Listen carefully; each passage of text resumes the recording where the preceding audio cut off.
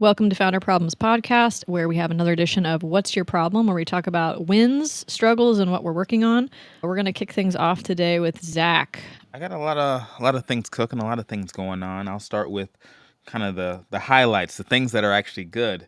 We didn't do intros. Are we supposed to do intros? Sorry. This is off the cuff. At this point, people are invested. They know That's us. what I feel like. No.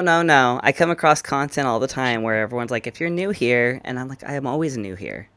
I don't follow anyone. Thank you. Well, Okay. Yeah. All right. I don't know. let's do Okay, it so in we real need to do this time. again. Real time. Okay, let me redo it. I'll redo it, and then I will... Crap. Okay. I feel like you could use all this. Yeah, I don't Welcome to feel Founder like Problems anyone should Podcast. write anything. Just go straight into it. Yeah, I just got to think Yeah. about... Don't Oh, okay. Welcome to Founder Problems Podcast, where we're doing an edition of What's Your Problem, where we talk about our wins, struggles, and what we're working on. I'm Sarah Schumacher, and I run a website agency that is almost done rebranding. Almost. It's taken me a month, and I'm still working on it, but I'm almost there. And I am joined by Zach and Lee. And I am Zach Oshinbanjo. I am a owner's rep project manager and the executive director of a nonprofit based in Kansas City focused on building houses. I'm Lee Zuvanich. I'm the founder of an agency that does app development, and that's kind of rolling in now under a funded startup that's focused on agentic AI, and I just do a lot of other things as well. I'm working on some content right now. Cool. Well, Zach's going to kick us off today by talking about what he's been working on the last couple of weeks. Right. I'll get into the good stuff because that's what everyone wants to hear. Yay. Good stuff. All right. So the first good thing, I recently was able to attend a ribbon cutting for a project that I served as a project manager under the owner's rep. It's a nonprofit, and they built and converted a former school into transitional housing for family services. So people could come there if they had something going on, and they could stay for a year, 2 years or so until they get grounded and on their feet. It's an 18-month bill or conversion from what the school used to be, an abandoned Catholic school. I think I came in month 9. So they were pretty close on demolition and got to see all the new furnishings go in. So that was a pretty cool project to be on. The second good thing, started working with an intern through the project management company. And that's been a very interesting experience because going through and seeing a lot of the things I wish I was able to experience when I left the military. Oh, sheesh, where are we at? 11 years ago, some of the things programmatically that would have been good for me. And let me try to help and make this transition as sweet as possible for this guy so that when he is done with his complete program experience, he can get a job that makes sense and, he can hang out in Kansas City. So those are good things. Working on those projects has been fun. I'm going to dig into some more things probably in the next What's Your Problem? But for the real part of this, what's your problem? An issue that not an issue, an observation. I'll just leave it at observation. Something. Getting a certificate of insurance is immensely overwhelming for a nonprofit. Probably for most organizations, but particularly if you fall in this kind of spot where you don't necessarily have employees, you don't have assumed risk in things going on, then it's hard almost for people to underwrite or put together a proposal that makes sense for you because it's almost like, what are you de-risking or what are you trying to? Gotcha. Yeah, So makes sense. I was confused for a second because I'm like, that sounds easier. There's no Yeah. employees. Do they have a physical location? Yeah, but it's almost like what do they call that? Like That's it. Like a co-working They're space de-risking or falls something? and slips. co-working space is generous. It's loose because it's a lot of field work. So Oh, yeah, that makes sense. So like liability, they can't just do like general. I feel like it's like a general liability. Like you're in a There's field, and you trip general over business something. liability. Yeah, But it's just different for nonprofits. It's confusing for carriers or underwriters, I guess, to put it together. I mean, because I think I got my first quote and it took like a day, but I needed some provisions put on there to do different contracting. And they're like, whoa, buddy, you didn't say that at the beginning. I'm like, this should be run-of-the-mill work for you guys. But it's getting done. It's getting done because I need to be able to get it in order to do some contracting with the city and different other bodies. So Kind of sucks, but that's the way it is. Currently working on trying to get a certificate of occupancy for a garage that's been done for a little bit of time. Just going through the final inspection process, getting some things reviewed and buttoned out. It's a long process. All the work that you need to do before you can actually hand off a physical structure. In the next month or two, should be starting a single family build with some partners that we've put together. Probably can't say the whole list right now, but we're working with some partners and we're going to start building one of our first 3 houses. Should be building in late September or early October. So that will be a ground up, complete grass plot of land to a physical structure with potentially somebody living in it within 6 months. Wow, that was fast. Yes. So we're going to push to try to get that done, but plans seldom come to fruition, I guess is what people say. But I shouldn't say it as a project manager, but that's the reality. Yeah, there's the rule about time expands to fill. If you account for project management, if you account for delays to happen, it doesn't matter. There'll still always be delays. There's like a whole rule about that. It does. Crazy. I hate this, but it is so true.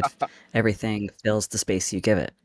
Right, but even if you plan for it to not happen, your planning will still fail. There's an extra rule on top of that. I need to find it. I think it's Decisive. I'm looking at the book. I think it's the book Decisive by Chip and Dan Heath, if I remember. I love all of their books, but I think they talk about it's like even if as a construction project, everything gets delayed, we're going to double the amount of time we need for this, it will still run over. There's like some rule about that that's just Yes. maybe just Murphy's Law. I don't know. That'll I'm getting like flashbacks to just project management on big teams, billion-dollar companies. I don't know if I could ever do that again, honestly. That sounds terrible. But in spite of the negative parts of it and the things that I'm working on, I will say I enjoy the work. It's varied. I'm not doing the same thing. I mean, I just do a lot of different things, so I think I enjoy that aspect of it. So I feel like you just seem like you've got the project management gene or whatever thing. You do, Like, yeah. it feels like something that you'd be good at doing. Jumping around and having your eye on the ball on a million different things and in high level and detail. Some people aren't good at it. Some people can do it and they don't enjoy it. And then some people can do both. So it sounds like it's a good spot for you. yeah. Yeah, and I want to say for the people who are new or have forgotten what you're talking about and all this responsibility you have, this is your side hustle. Good point. Right? I don't think you would call it a side hustle because you're helping a nonprofit out of the goodness of your heart. And I don't even know if you're making money or how much you're making, but this is just like something you do in your free time. I want to point out, though, this is Founder Problems Podcast, and none of us do only one thing.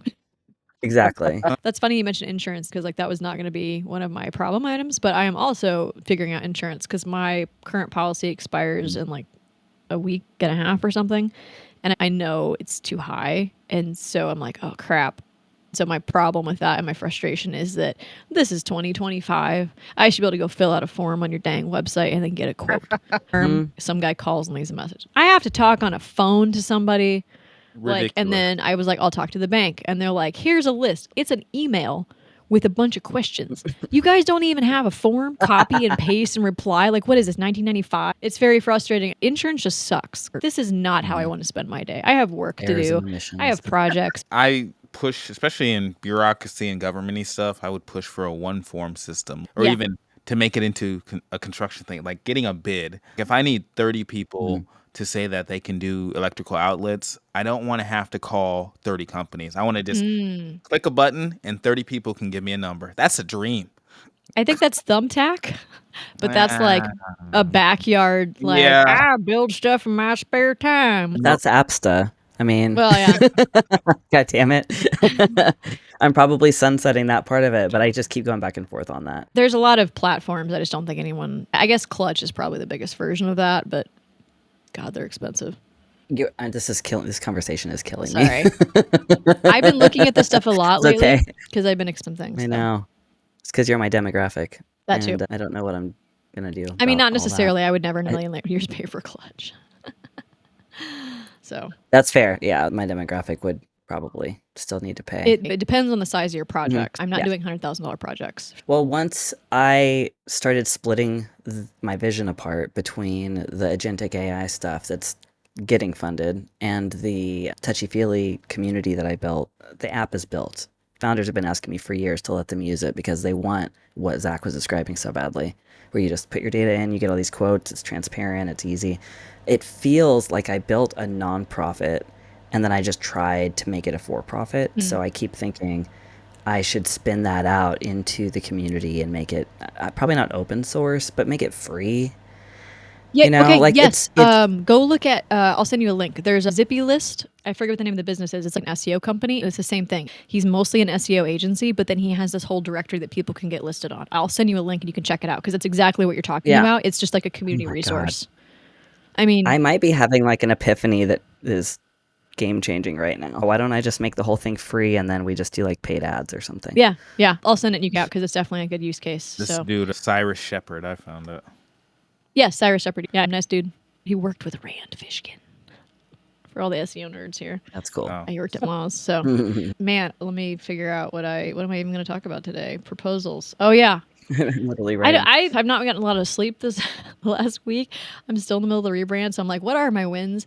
I think I'm stuff getting accepted, I guess. We have some new projects. I've got one I think is going to kick off in a month. I love what I do partly because I can't not solve problems. So when I see problems that need solved and people don't let me fix them, it's very frustrating, especially if it's like something I care about. So there's a project that I really want them to see them succeed, and they need a better website foundation to do that. So I'm really excited to, again, just solve the problem. It'd be fantastic if I could get paid large sums of money to do what I'm going to do anyway. Like that's when you know you're doing the right thing for a living, and you need to also get that part right. And then I have another one that we're kicking off. I have several things I'm trying to wrap up. It feels like things are picking up a little bit. It's hard with my demographic to know because there can be lots of conversations and then things change fast. You know, it feels like it's picking up, and it's hard to take that 100% seriously, but that's definitely the vibe that I'm getting at this point. A lot of it's probably just school starting. Yeah, People are actually same. having time again. I'm like, oh, thank God. Oh, I know. Dedicated. There's always a rush. Yes. Oh, man. But it's also trying to adjust to it and figure out scheduling and everything else. So proposals happening, a project I'm excited to kick off. Struggle-wise, man, I'm still trying to get out of the project management. I told my PM this week, I was like, hey, I need a project manager. And you were like, pick me. And I was like, cool. And then I brought you on, and then I kept project managing. So this one project we're about to kick off. Okay, I'm going to pretend I don't know anything and I'm not doing anything. And you tell me what to do. It's a matter of me getting out of the way in a lot of cases and not just, I just do stuff. And then I think about the fact I probably should have delegated it after the fact because I move so quickly. That's always a struggle for me. I'm trying to be a lot more intentional about that right now. And the other thing I'm working on is the rebrand wrap up. I announced this August 1st. We're recording this August 29th. I'm still not done. The rebrand episode just came out, and I talked about having a list in that episode of all the accounts and everything that would need updated. And my God, it's still more. There's still things I'm finding. We had to migrate the Google Workspace account, which was not planned due to some technical stuff I won't get into. That was extra work that really complicated a lot of things because Google's tied to everything, right? And so that's reconnecting every single account. So all my integrations need to be reconnected. And so there's just so many of those things. References, I changed my client portal link, but then it was like, oh crap, I need to redesign the welcome page in the portal to remove all references to the old name. I keep finding places the name is at still. It's all just the technical side, but then on the business side, I can't change my bank account because I have a client, one of the two people that pay me by check, that has a really long payment cycle, and I know that there's a check floating around out there, probably in the mail, and I can't change my bank account till I can cash this last check, and then I can change it. So I have to wait on that, and then I can't change Stripe until I get my EIN updated. And that's a whole thing where I'm like, oh, dang. I did this partly so I wouldn't have to change my EIN. And what I have realized now is I think I should have just shut down Cyclone Press and started a whole new business. Frankly, it's not saved me any work. Wow. And I had to go in person to get an LLC amendment. Because in Missouri right now, apparently, if you file an LLC amendment online, pro tip, it will take 3 months for them to get to it. Yes. Yeah. Terrible. So if you're in Kansas City, you go to the office. I would never shut down a restart. There's so many things that would impact. If you ever want to get a loan, if you ever want to get a visa based on your business success, like okay, thank you. You need to thank show you for years confirming. and Because I'm years just of- starting to be like, oh crap, what did I do? Oh, guys, we should talk about the fact that we, as founders with problems, didn't file taxes for founder problems. Oh That's all we no. should be talking about on this episode. Guess what, guys? We tell you about all these things that you should take into account, and we Oh, forgot to take into account that we should file taxes because this business has zero we're income. failures. But apparently, we still need to file. Which is That was a hard lesson. which is a silly thing, and It is silly. actually, wait, what's today? They should have it. I think No. Wednesday was the day. For anyone curious about this, basically what happened is I filed an extension on my taxes because had I done them on time, I would have thought of this. And I did not think of it because I did not file my taxes on time. So we're now at the end of the extension. So I'm like, okay, now I have to do this crap. So I'm working on it and I'm like, hold up. I have to report this partnership. Wait a minute. Should we have filed taxes? Yes, apparently we should have because we have to file a 1065 because this is a LLC partnership. So what I have been told by my tax people is that because we are filing late and because we did not file an extension, they're going to send us a bill based on the number of partners being like, you didn't file on time, even though everything says 0. So when that happens, they have a letter we can send in saying, hey, we request an abatement or something. There's an official term for it. Basically, we request that you waive this because we didn't know what the heck we were doing. This is year 1 of our business. And if we're lucky, they'll just waive the fees because we literally have no income. There's nothing. There was 0 and 1 expense on the 2024. Yeah, this is only for partnerships. For partnerships That's why none of us specifically. knew what the hell was going on. Well, and I've been never in a done partnership before, right? So like I've had to do the K1, but again, it's because I didn't do my taxes at a reasonable time because we had an extension. So if I had done it then, we would have been okay. So basically, we're just waiting now for the official whatever document to say, oh, please waive this. This is stupid. This is literally a passion project. We're not making any money. Right. Anyway, I think we should highlight that. But share the fee. Oh God, anyone it was remember the like I amount? think it was like $265 per partner or something. Yeah. It was going to end up being 2,000. Yeah, it was going to be like $1,000 Right? for a business with no income. Again, I want to emphasize we have not made a dime. We have put all of our money into this ourselves. We are doing this as a resource. If anyone would like to sponsor us, we need to make some merch so that people can buy some merch and we can use that to cover our costs. But we're not making any money. So for the state or federal or whatever to be like, you have to pay us because you didn't file on time. Well, file what? Yeah. They don't care that we haven't made any money. They're still fees. So And so we're waiting to hear back if they're going to have mercy on us, right? Yes, and if somebody even sees it, because nobody apparently works for the IRS anymore. Other thing that they said is if you create an EIN, they see an EIN and they want to see a tax return attached to the EIN. That was the way that it was explained to me. You want to have an EIN because you need it, but I guess that's the trigger that says, hey, this entity exists.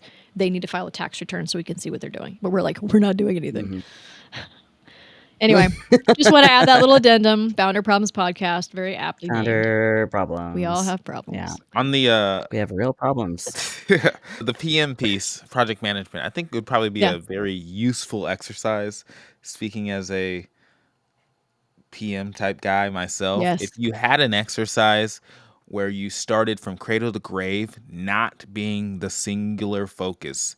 I sometimes see like the PM role as a door where you choose to let people in or not. Yes. The front access, I mean, you could be blind carbon copy or whatever. You can be on the back end and see the communication, but you don't necessarily have to be in it. So I would feel like you're talking to the PM. They're like, well, what about this and this and this and this? And you're already abreast of what needs to be done.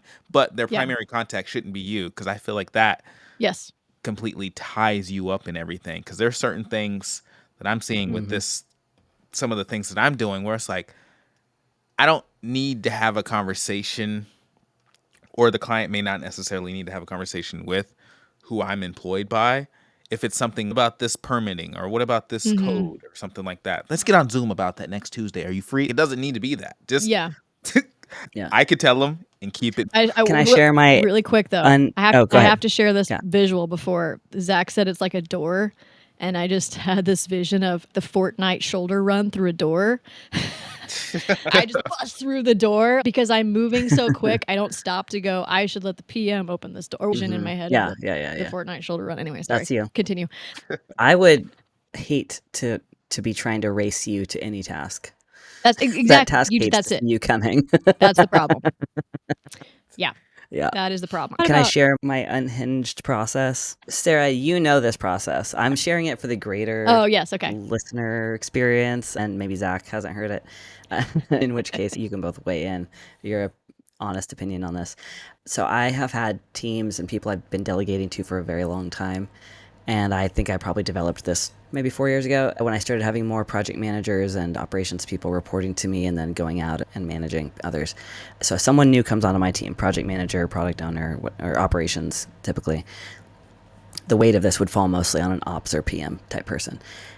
And I will introduce them to the team, to the platforms, to basic processes and concepts the first day.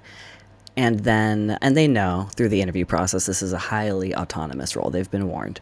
So if they've accepted this position, which is a contract to start position, so it's kind of a let's feel each other out moment, and they know that too, it's tentative, they're going to get thrown in the deep end on day 2.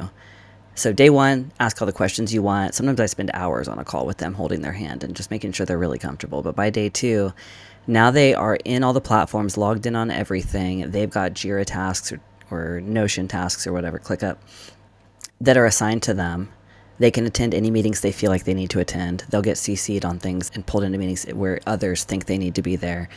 And otherwise, they have a list of tasks that they need to do now without anyone's help or support. And typically what this does is it causes them to have to go around to various folders full of documents, or like they're searching Slack, they're talking to people in different departments and asking for help, or they're coming back to me and saying, hey, I don't have what I need for this. I think I need this other login or whatever. It takes all the weight off of me and my team having to hold their hand and make sure they have absolutely everything before they can even start. And it forces them to be autonomous and show me what they are doing, like what they're working with, if they're smart enough to swim and not sink. Where'd they get the list, though, of tasks delegated to them? Usually it would be me and my main ops person and maybe one other person, like a lead dev or a lead product.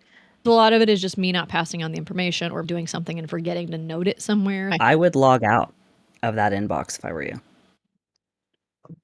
That has never occurred to me. That's pretty I extreme. can't, though, because instead of emailing from my email, I'm emailing from that one so that they can... If it needs your reply, it can be forwarded to you. That's true. And really, that's a learning opportunity for her, because eventually she should be able to write a lot of those emails. Oh, too, yeah, right? yeah. I just realized this week I have extensive documentation. So she's in my documentation software. She didn't have access to most of the categories. I am so sorry. You probably logged in and were like, what, 3 articles? And I'm like, no, there's a lot of stuff in here. It just wasn't showing it all to you. I don't know how that happened, but if you had done the process I described, would that have uncovered it? Or do you think she would have just been like, I guess I can't do these things? She would have just figured it out, probably. The documentation is my checklist for if we set up the feedback software is a good example. Every new project, we create a feedback tool for the client. So they leave feedback on the website. It drops in our queue.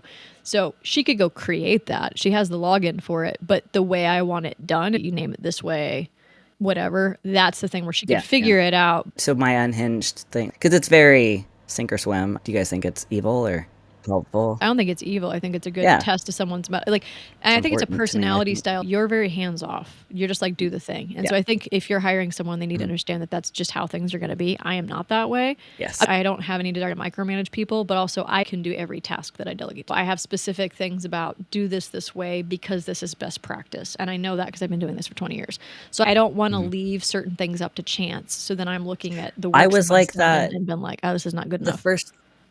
The first few years that I was delegating in my business, like it's different when it's not your business, but in my business, when it was like, these clients are my babies, this work is so important. It's my name, Right. And I would do things like I would take videos and like have documents, and I would forward emails and be like, this is our culture. This is how we talk to clients. This is how we respond, how quickly we respond when there's a problem. We respond very quickly. Like it's part of what we do. And I would try to hammer that into people. And I was very, I think, micromanagey and kind of compulsive about exactly how we took care of our clients. One time, somebody that worked for me said something like howdy in an email, and I came down on them so hard. What's wrong with howdy? I was like, absolutely not. But was it to that one client that would have liked a howdy? Because they probably would have, honestly.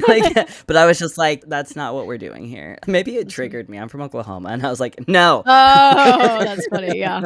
I said howdy last week. Yes. Man. Yeah, no, I was really serious about the impressions. I still am, I Yeah. still care about that stuff, but I had to step back. And that's why I'm so hands off, is because if you put me in the room and I watch you work, I will have a lot of things to say. And I saw that my opinions were, I mean, I've had to learn this as a parent too. When you have a lot of opinions about how someone should conduct themselves, it just kind of wears away at their morale. Mm-hmm. I saw it happening. I saw people kind of shrinking the more that I was like, hey, I would just do it, just a little tweak, just a little, a little suggestion. It's like they were just shrinking more and more. And the more autonomy I gave, and maybe this is the kind of person I attract when I'm hiring, but the more autonomy I gave, the more that they would grow into it and like take on more work and be more creative and be more problem solving. So I leaned into that and then went too far in that direction to where I had people coming back and saying, please give us structure. I lean too much that direction. I will just be like, okay, here's the document to work from or whatever. My Yeah. junior developer would just figure stuff out with no questions. But then my senior developer, he's like, man, you didn't give me enough info. So it's interesting because you have to have a certain level of experience with someone where a junior developer may not realize true. I'm doing a bad job of telling you what you need to know for this project. And it's okay to call me out and say that. Please ask me questions. I'll be like, here, let me give you some more, whatever. And he will do that. He'll be like, can we hop on a quick call and you explain this to me? This is not explained clearly enough. If there's this chicken and egg problem with scaling businesses where you need help to scale and you can't scale without the help, but you don't have the money to hire the help that you want. So you'll end up hiring someone that is too inexperienced because they're in your budget range. And then they actually cannot handle the work you give them because they don't have the level of expertise. So my senior developer, I can rely on him more for things. It's going to cost me more, but I know if I don't give him enough info, he's going to come back and tell me that. Versus a junior person is just going to figure it out. I'm not going to be happy with the quality because I didn't do a good enough job on the front end of explaining it. That is a really good point. If you lean into senior hires exclusively for a smaller team, then it's scary because it's more expensive. But in my opinion, it pays for itself so quickly. Okay, we need a You're not caveat. training and hand-holding. There's a caveat, though. It can't just be a senior person. It has to be a senior, ownership-minded, self-directed person. A unicorn, yeah. Yeah, it's basically a unicorn. I tend to hire people who already run their own side things, or agencies, or they wouldn't call themselves freelancers, run a business. And they have other clients and they moonlight for other agencies. Those are the people that I typically want to hire because they have the ownership mindset and they're able to just figure stuff out because that's what they do for their clients.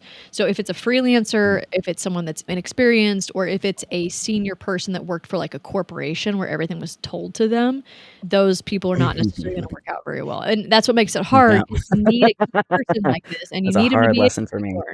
to do well, right? And it's just hard Yeah. to find those people. So anyway, Lee, we need to get to your wins, struggles, and problems. So I've been avoiding it. All right. good rabbit trails, but let's get back on track here. Yeah. Okay, so for me, win, struggle, and what I'm working on, I feel like that's all the same thing, honestly. Yeah, that's true. Okay, so one win, I am expanding my business around the world. Some of you know more than others, but I've just been traveling and doing some international stuff, and it's been really exciting and impactful for me and my family.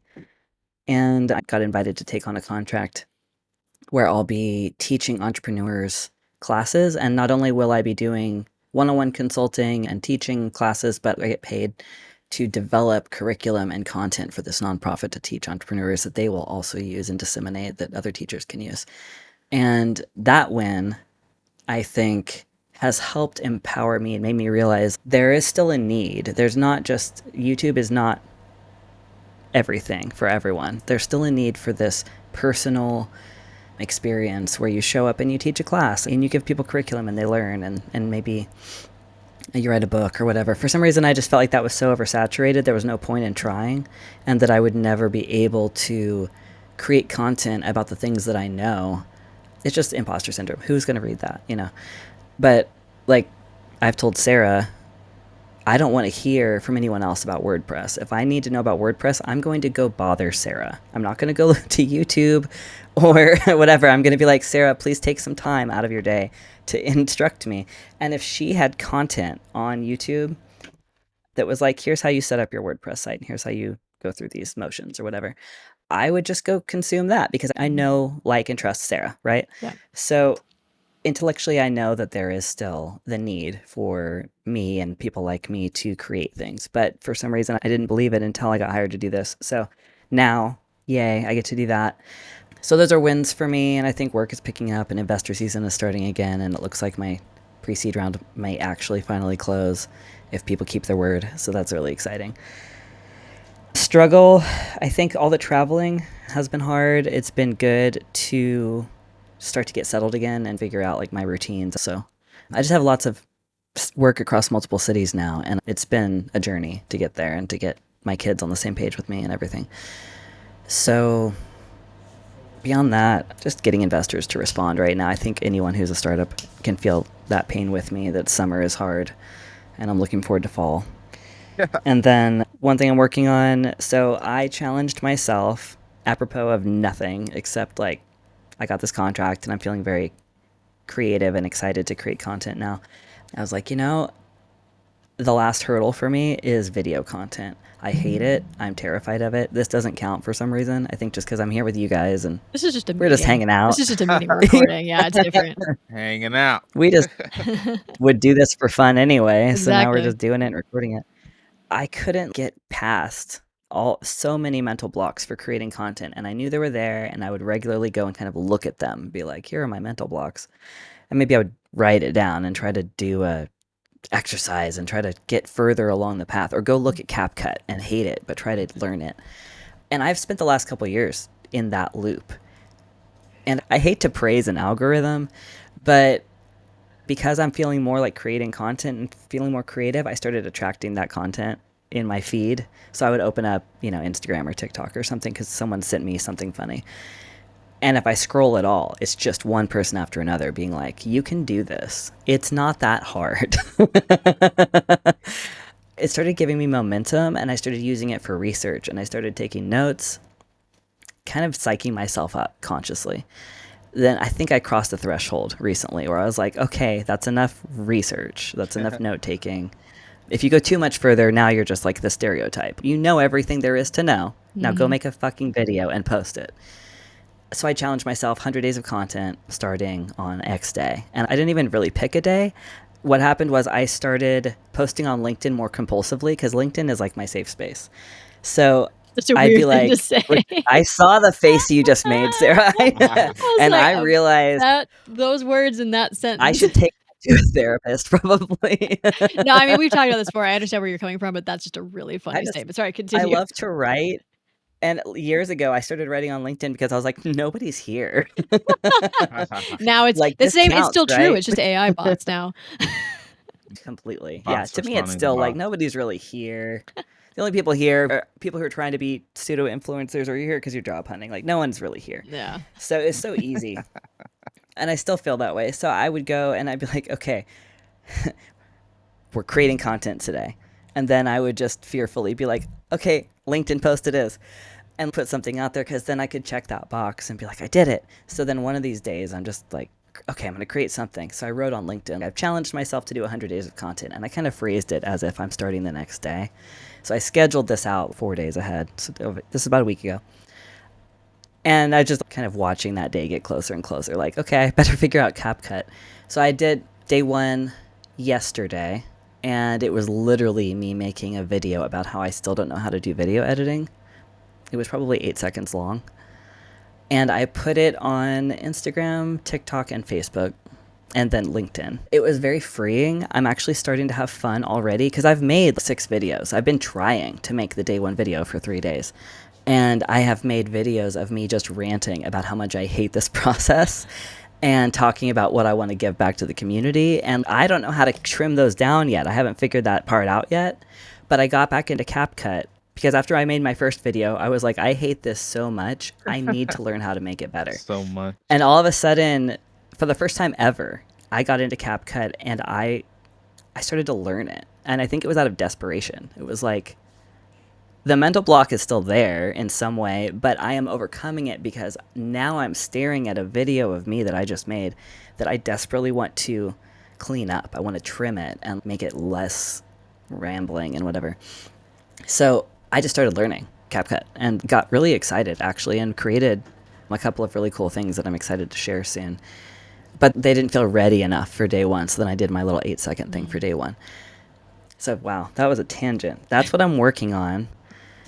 And I think you can tell, like, in hearing my voice, I'm actually getting a lot of energy and excitement around it. And that's my goal. My goal has been to figure out, for the last year, I've been thinking a lot about the advice that I've given other people who say they want to start doing content regularly, which is just go where it's easy, do what's easy, do what's repeatable, start there.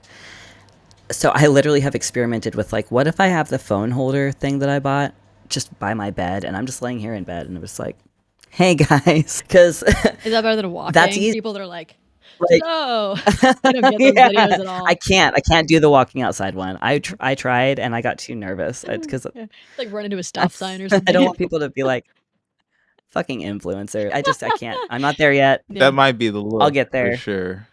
Yeah. But I have had so many moments where I've been laying in bed in the dark and had a really good idea for a video I wanted to make, to just like rant about something the way I do on LinkedIn. And I was like, oh, that'd be really good, but I have to turn on the light. Just do a voice note. I know a lot of people do voice notes, and then they'll write with they'll transcribe it or whatever. So you could do that. It doesn't have to always be video. Well, I can write easily. Writing doesn't intimidate me. My goal is to do the scary thing, which is reels. Turning the light on. And I think that turn the light on. Yeah, exactly. That's the scary thing. Because if I turn the light on, then I'll be like, I'm so puffy. Minimum effort. But to your point, Sarah, yeah, I should just record it in the dark and then do a voiceover later over a B-roll. Yeah, I've been taking B-roll. It's just more like the late at night. Like I thought I had a good idea for like a tagline. I've been struggling with a tagline I want to use on stuff like late at night. And it was one of those things where I was like, oh man, it's pretty good. I'll remember that tomorrow. Did I? Maybe? Oh. I'm not sure. I have so many notes. I've got note files and always. I've got, oh man. You'll never remember. Lots of half-finished things. And maybe I did remember it correctly, but it's not as good in the light of day. That's the other thing. I'll never actually know. Yeah, because I don't know if it's the same one that I thought exactly. So now it's just this unknown in my mind. Like, did I have the right tagline? Anyway. Right. And yeah, you're a perfectionist. Okay, so I was sitting here on CapCut finally getting excited about it. And I was admittedly partly getting excited about it because I discovered their AI feature. And I made a really, to me, very cool video that talks about what's possible now with low code that was never possible before for non-technical founders. I'm so excited for what non-technical founders can do right now if they know the guardrails to put in place before they start. And I want to teach about that. I'm so thrilled for them. I'm building prototypes within an hour that would have taken a month before. It's just beautiful to see what like tools people have right now that they could be using to go to market. So I created a video about that with the AI tool inside of CapCut. And then Jasmine, my daughter, walks up behind me. She's 18 and she's like online enough. She's a developer and she knows what's trending and stuff. And she was like, oh, they enshittified it, which is like a Gen Z term, I think. That's not a Gen Z term. That's Cory Doctorow is who coined that. That's definitely not a Gen Z Oh, is it? term. Okay. Yeah. Interesting. Okay. Well, I've heard it only from my children. But she was like, oh, AI. They enshittified it. I would never. I don't She's a digital native. CapCut now. She is. She's also, this is so weird. She builds on NeoCities and she only wants to use analog things. Like it's just this whole. Oh, I know it makes perfect sense. The ridiculous. closer you get, I saw a meme the other day that was like the pipeline or the flow is like you become a developer, you get really into development, and then you quit everything and start like a goat farm. Yeah. Oh, And it's like, path. it's Yeah. true. So there's a return to like a lot of this analog stuff because, and it's honestly probably the opposite of anything the younger generation's ever known. Because like NeoCities, tactile. that's like a rebuild of like GeoCities, right? Like how I know. throwback, man. But it's cool. You know, I made fun of her a little bit when I saw that she was on NeoCities because I was just like, oh my God, that's so old. I remember GeoCities, and then she actually gave me a lesson about, I didn't even know this, how GeoCities got bought out. I think it was Yahoo, bought GeoCities and destroyed the internal network that we had all built in the 90s because they wanted us to not be able to use the network and instead only use a search engine. And they actually created the need for search engines by destroying this organic community that had sprung up. Okay, and then they renamed it NeoCities. Yeah, and so Jasmine educated me on this, and actually she's a radical. She's like, we need organic, decentralized internet and all this stuff. So I do like the 80s punk hacker era. I know. Like, it's like, yeah, that's her soul. Like her so soul, I do yeah. I value her input on things, and she's a smart kid, and so she's like, oh, they enshittified it, and then she said, she looked at my video. And I think I played it for her, and she said, totally serious, if you make this public, this will destroy your brand and everything you've worked for. And I was like, yeah, she did. And I went off. I like turned all the way around to my seat and told her that she's a perfectionist, because she is. She has built so many cool games and never shown them to anyone. No one's ever seen her website. No one's seen her comics. No one's seen her writing. She's built really cool things that no one will ever see except me and her brother probably.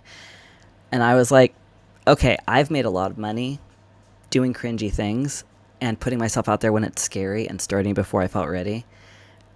And I am also a perfectionist, but I have to kill that part of me if I want to get out there and do anything for anyone else to see it. Or I'm going to end up like someone else in this room who never shows anyone anything and honestly isn't making any money. And she was like, damn. So I have fully leaned in. I've embraced, and I know it sounds cheesy, but it's been a journey. I'm embracing the cringe of creating content and putting it out there and being scared and doing it anyway. It felt like my last hurdle. I've already done public speaking. I've created so many businesses and put them out there into the world and let people judge them and whatever. And I'm numb to all that. I can't think of anything else that scares me. There you go. Reels terrify me. I would say that like every newer client that I work with, when we get to the point of launching a site, it's the same thing. Just start is my mantra. It's literally the start is like one of my background things. Just start. You're overthinking it. You launch a site, no one's going to see it. You post it on the social, it's not just going to go viral. Nobody cares. No one cares at the end of the day. I think that's a good point to end on, because that is the biggest hurdle for people after they get to a certain point where they can do something. It is choosing to take the next scary step, and that you literally will never learn anything if you don't do it. So I think that's a great point to end on. Thanks for listening. Hopefully this is helpful for people, and please follow us on the social media that we don't. Do we post anything? Like and follow. I guess we post on LinkedIn. I mean, follow us anyway. I don't know. The podcast, please. Like, please listen, because this is a lot of work. A lot of work we don't get paid for. A lot of work we don't get paid for, and we have to do tax returns on. So help us out, people. Wink, wink. Awesome. Yep. Awesome. Thank you.